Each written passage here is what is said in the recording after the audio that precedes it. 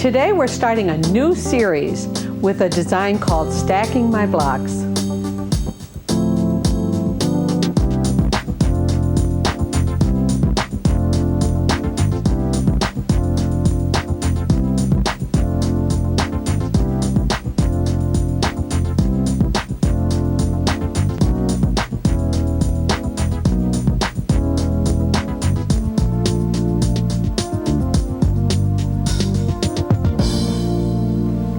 Don't you just love it when there's a pattern that looks difficult but is really easy to piece?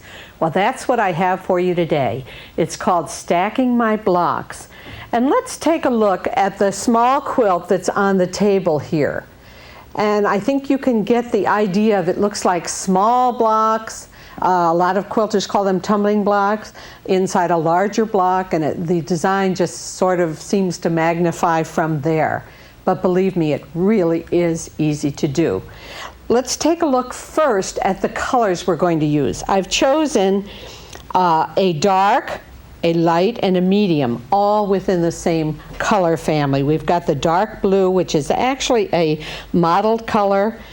This fabric has the dark blue in it, a little bit of light blue, and into the purples. So I've chosen this purple, which is also like a mottled or a tie-dyed fabric. So those are the three fabrics we're going to use. The first thing we need to do is to cut 2-inch strips from each of those three fabrics. And I already have those cut.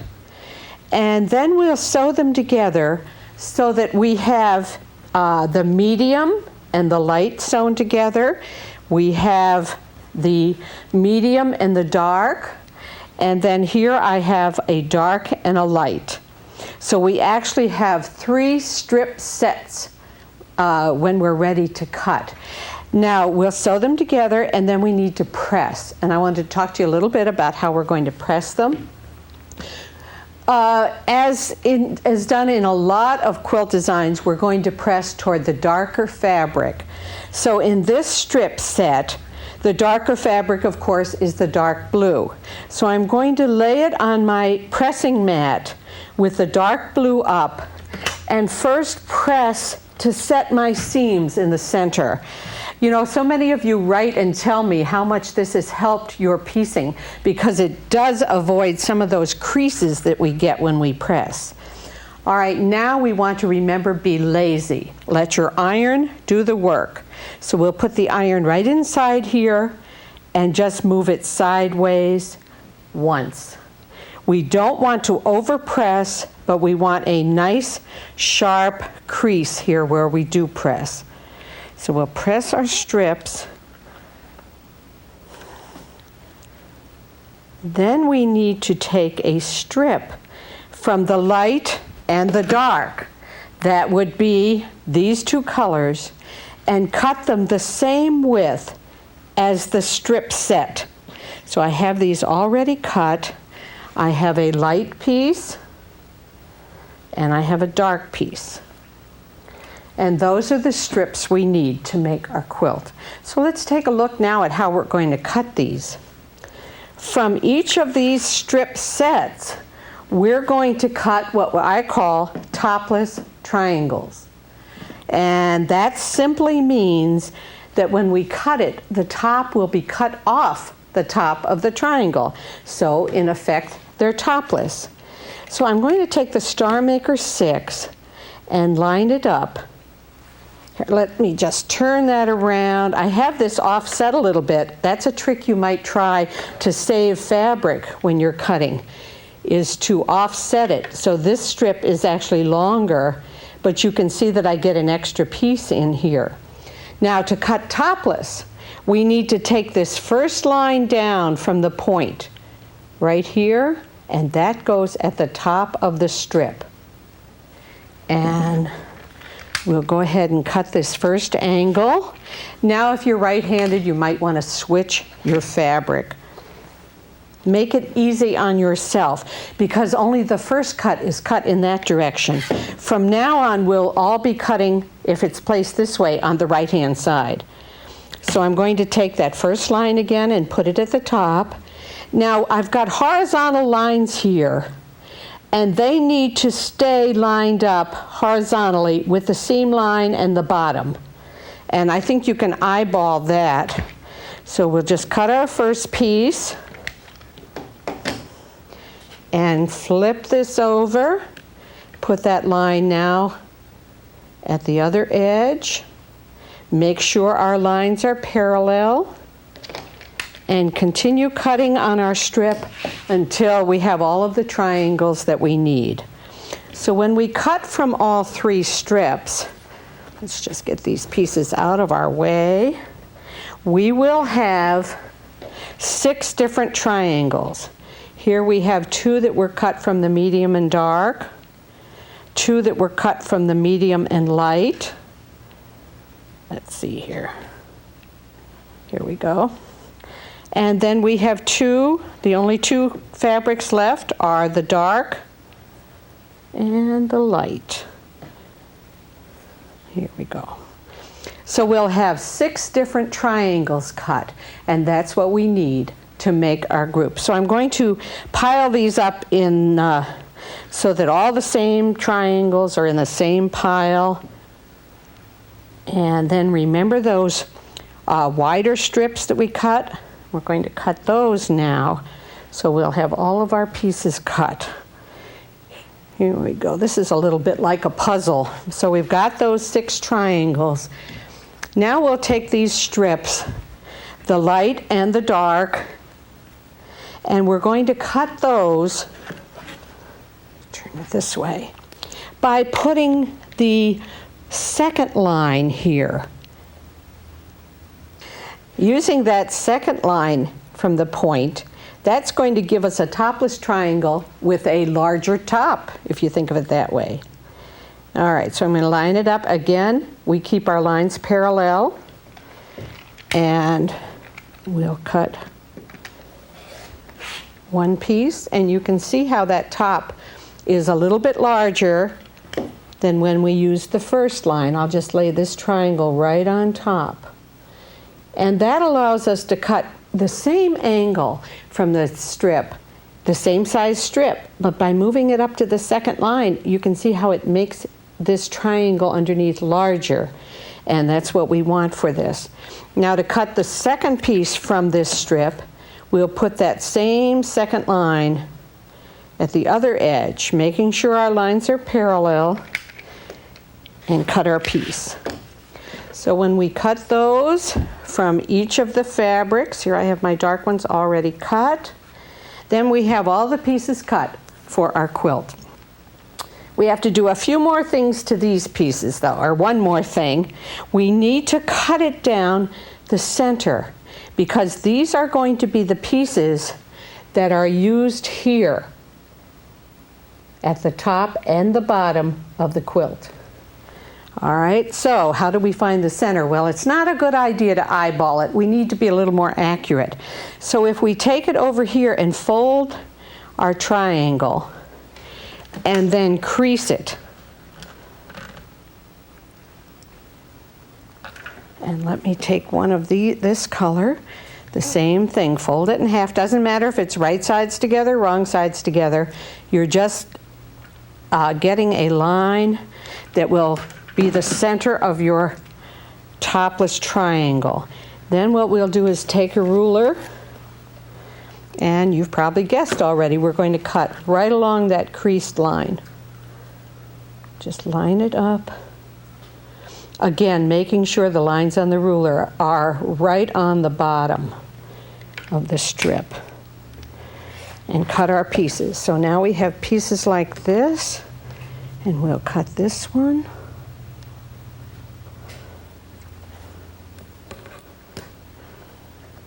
Again, lining up the line on the ruler right on the bottom. And so we have all of our bigger topless triangles cut, and we'll just leave those there for a few minutes and start to sew our rows together.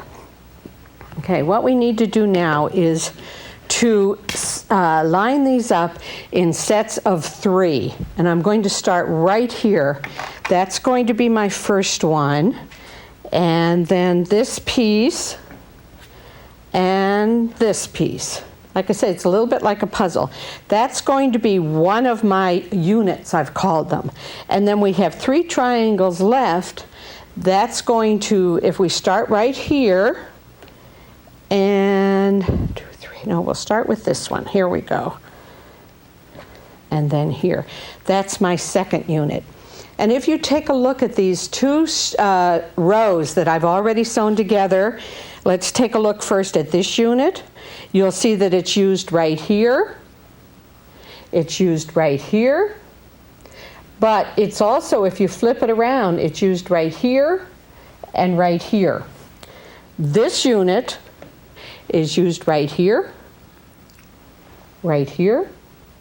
but also right here and right here. So if we work in the units of 3, then it becomes easier to do and easier to visualize. Okay, let's take a look how we're going to sew these. Let's start right here with this one.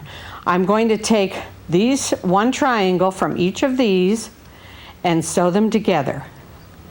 And you'll notice that the top will line up, that flattened top. Right here we have a seam, and it's an interlocking seam, which is one of the easiest to match. That means this top seam allowance is going toward us, the bottom one's going away from us, and the seam will line up, and then of course we have the bottom.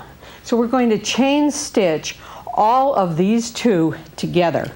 I first want to start on a starter scrap. I like to do that a lot when I'm working with angles. So that's just a piece of fabric that I've started stitching on. Then when I go to start on my triangles, I don't have the thread tangles or the thread tails, and it also allows me to have a more accurate seam allowance. Now I'm starting from the wide angle of the triangle. Just take a few stitches. I have an interlocking seam here, which means the seams will just butt right up against each other because the top one's going toward the needle. Then when I get here to the end, I line up my 2 ends, and they're squared off edges. So they're lined up.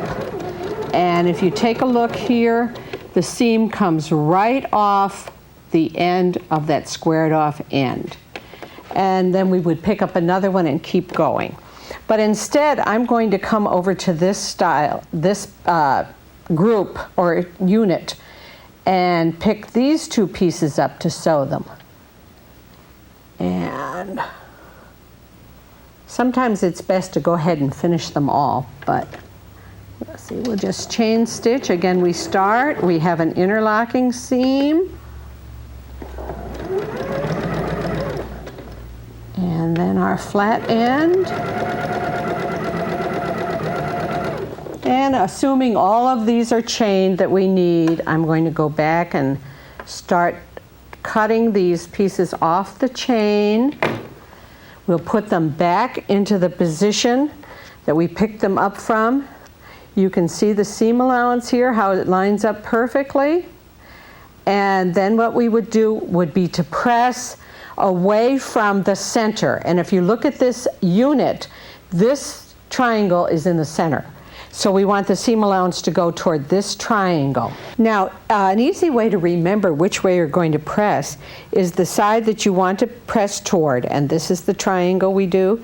You put that on top, and then press just as you sewed it to set those stitches, then let the iron do the work and just come across once.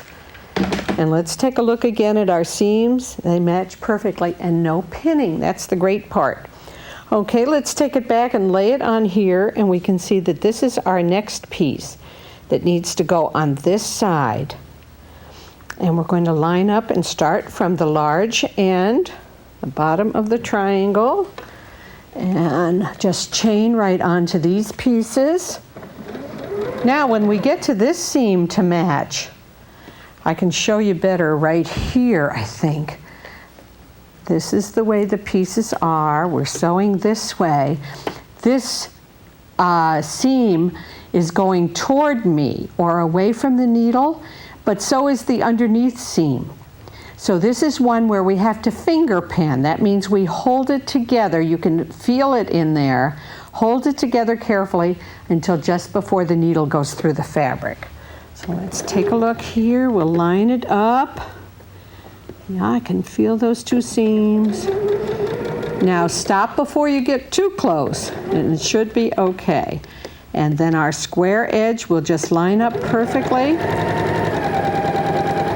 And when we sew off, it comes right off the end of that squared off edge. And let's take a look at how this piece looks. Here's our unit of 3, and you can see the seams, how they did line up perfectly. And you know, even if it takes you a couple of times to get that matching perfectly, it'll make it so much easier because you don't need to pin. Okay, so let's go over and press these pieces now. Again, this unit that's finished, we want to press the seam away from this center. So we lay this piece on top that we just sewed on, let the iron open it up, and that unit is finished. Okay, and let's take these 2 pieces. Now, which way does our seam allowance go? Let's go back to the way our unit is piled up here. And this is the piece that's the center, so the seam goes away from that. So again, we put the piece the seam's going toward on the top, press it the way we sew it, let the iron open it up, and now we're ready to add a piece to, the third piece to this unit, or this group of units. Remember, we'll be doing all the same kind at once. Let's just lay it here. That tells us that this piece needs to be on here. We're going to sew from the wide side, and let's take a look at these seam allowances. Now we have them going in opposite directions, but the top one is going toward me. The bottom one is going away. Again, we need to finger pin them together until the needle gets right next to our piece. So I just take a look here, make sure they're together, stitch, make sure our flat tops are lined up. And now this piece is ready to press. And now at this point, all of our units will be sewn. Again, we press away from that center.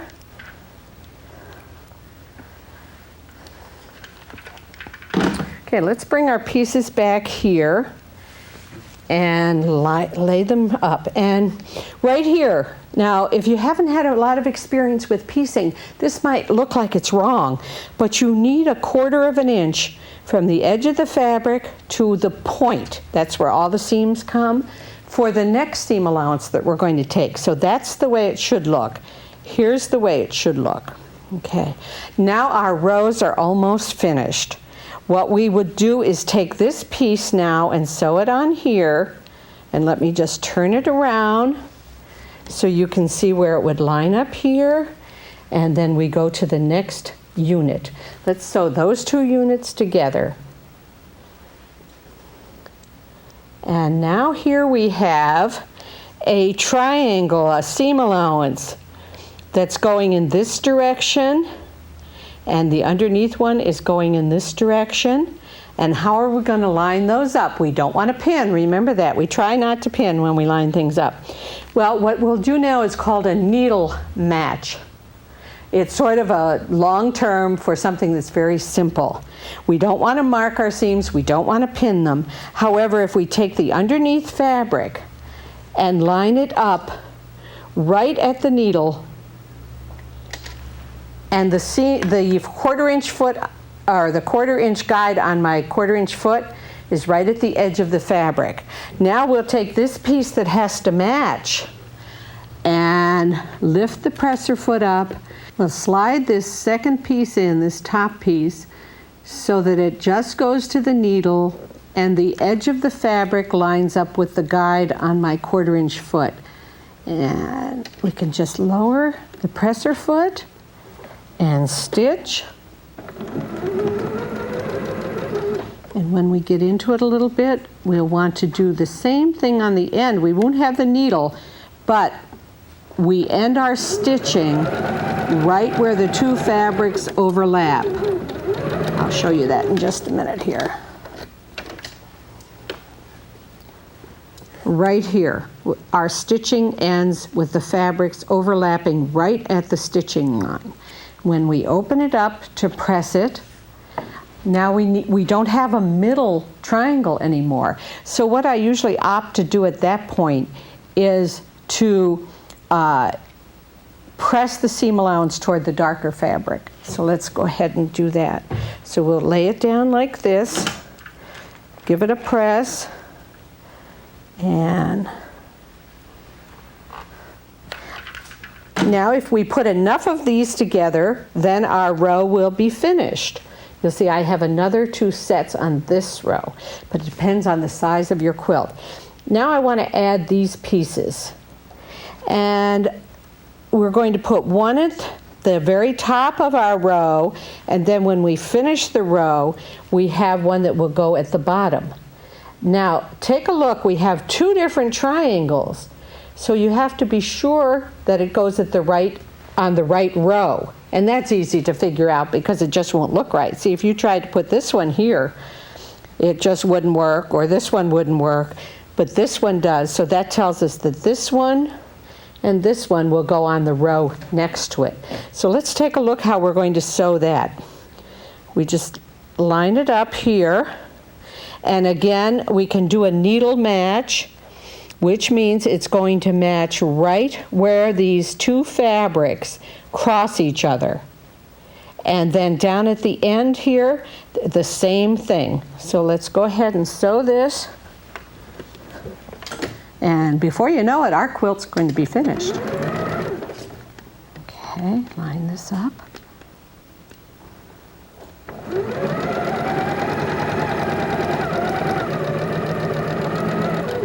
And then on the other end, we would sew the blue piece or the dark piece. Let's just go ahead and do that. Again, line it up the same way so that it just goes where, and if you're still not sure exactly what that is, use the needle down technique to match it. But after a while, you'll get so that you can get that one matched pretty easily.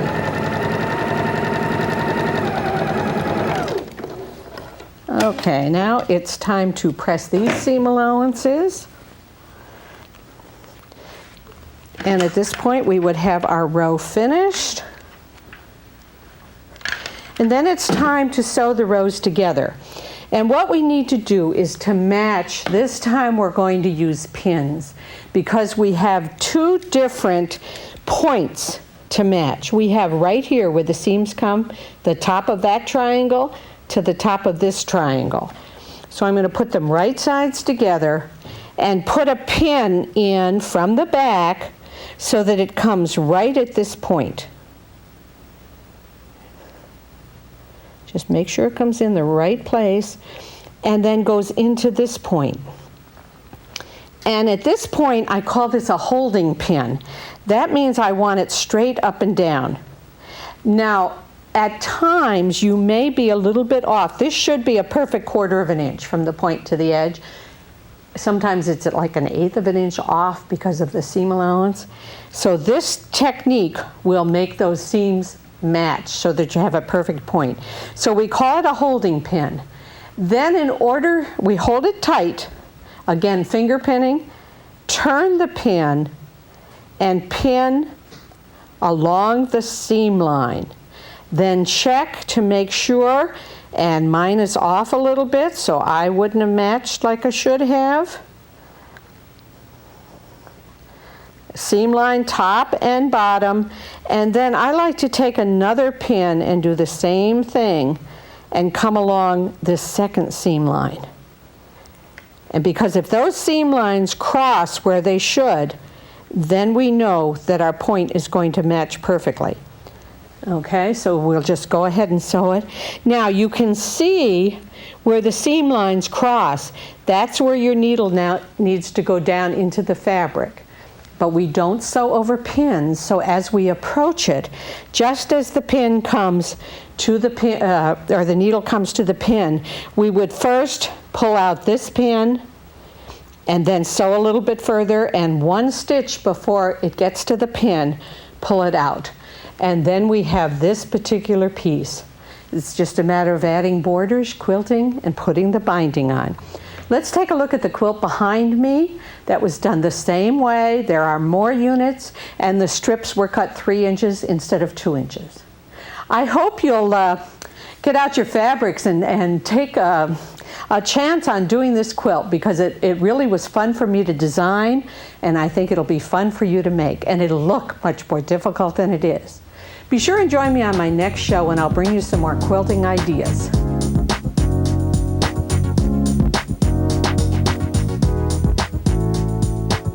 For information on today's main demonstration, call 1-800-248-KAYE. That's 1-800-248-5293. Or write to us at Kaye's Quilting Friends, Post Office Box 456, West Branch, Michigan, 48661. Please remember to specify the program number.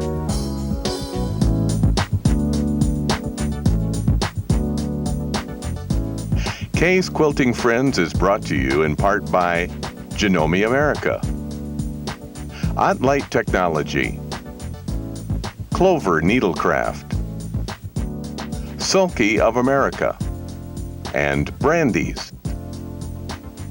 Our thanks for joining us for this edition of Kaye's Quilting Friends. We hope the ideas shared with you in this program will make your quilting more enjoyable. Please join us again on the next Kaye's Quilting Friends.